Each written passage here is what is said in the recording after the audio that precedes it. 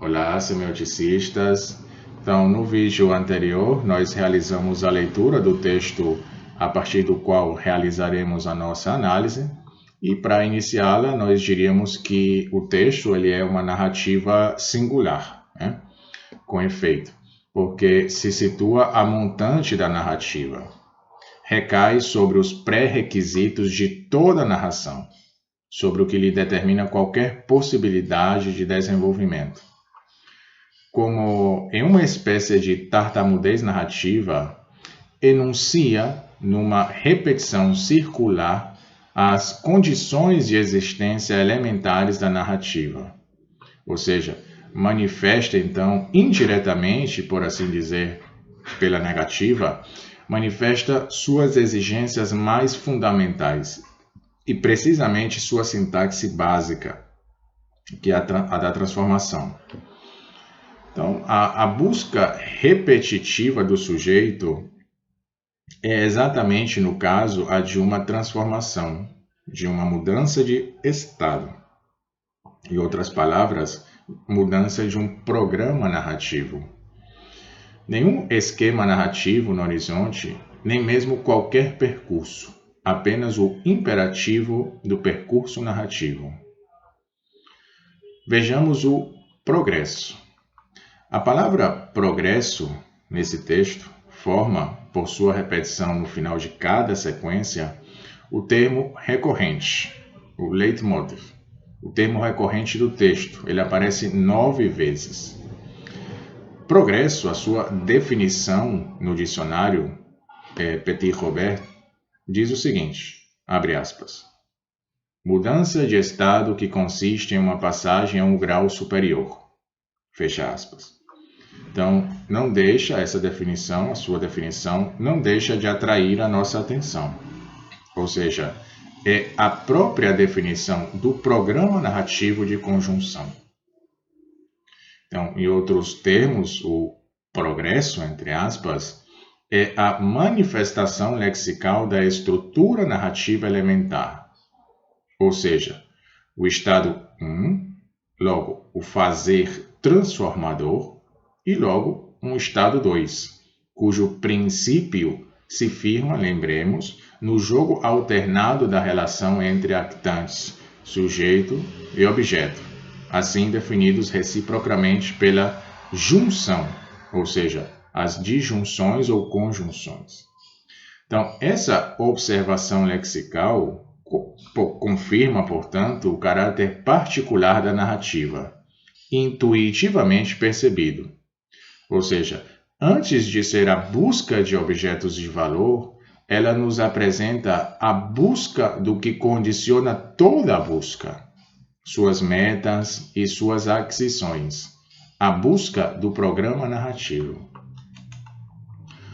Com relação ao sujeito nesse fragmento, o texto, ele, como podem perceber, põe em cena de imediato um actante, que é definido como uma pura posição sintática, ele, que é sujeito de uma sequência de verbos. Mas trata-se de um actante abstrato, sem a menor presença figurativa, ou seja, não se sabe nada dele, ele não tem rosto, não tem nem vestimenta. A sua modalização elementar é da ordem do querer. Ora, esse querer é anterior à sua própria lexicalização e apresenta-se como uma abstração da intencionalidade, ou seja, ele pôs-se na ideia que basta, entretanto, para lhe conferir um estatuto de sujeito. E ele é um sujeito solitário, ou seja, nenhum outro actante ocupa com ele, no mesmo nível de presença, a cena narrativa. Não há destinador e nem antissujeito para fixar uma ordem de valores. Ou seja, o universo situa-se aquém do esquema narrativo e aquém da polêmica, isto é, fora de todo o enquadramento axiológico.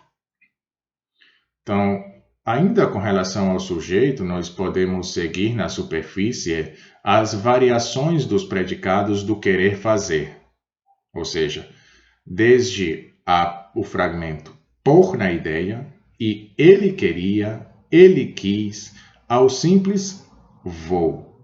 Nós observamos um percurso que vai da abstração do querer à expressão do desejo e, finalmente, a pura orientação intencional. E essa oscilação manifesta no fio do texto uma redução, um empobrecimento desse equipamento modal elementar. E qualquer que seja o querer implica um sujeito disjunto de um objeto, ou seja, um sujeito de falta, que visa a conjunção, a liquidação dessa falta. E o texto ele apresenta-se então como uma visada repetitiva de objetos, assim valorizados unicamente pelo querer do sujeito. Bom, com relação ao objeto, as listas sucessivas de objetos aparecem, na verdade, apenas negativamente. E o texto economiza até o mesmo vínculo verbal, sempre com a expressão, abre aspas, nada de, fecha aspas. O objeto, portanto, existe lexicalmente, mas não tem existência narrativa. E a sua ausência, por definição, põe em xeque a conjunção.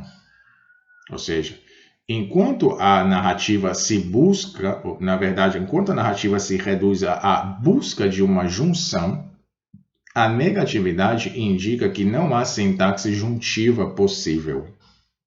Então, a dimensão sintagmática da narrativa, concebida como um encadeamento de programas hierarquizados, ou seja, um programa narrativo de uso e um programa narrativo de base, os únicos capazes de determinar, capitalizando os valores, de determinar um objetivo e um término para o percurso do sujeito, e não pode instaurar-se.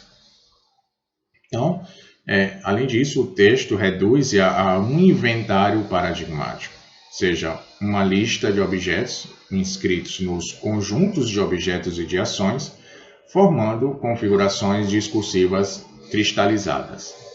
O beber, o comer, o cantar, o dançar, etc.